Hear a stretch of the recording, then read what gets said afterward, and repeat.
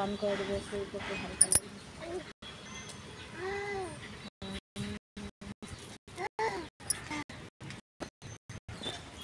ওই যাবে কাঠবিড়াটা চলে গেল নাকি?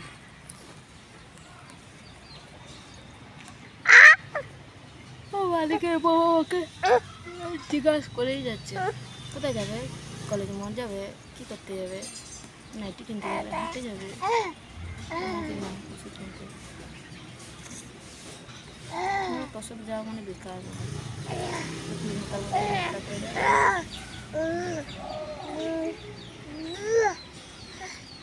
যদি আমার 30 টাকার প্যান্ট ফেলে দিল, আমার রাতে ডিমটার জন্য ঘুমোচ্ছিল না, প্যান্টটার জন্য কি ডিম?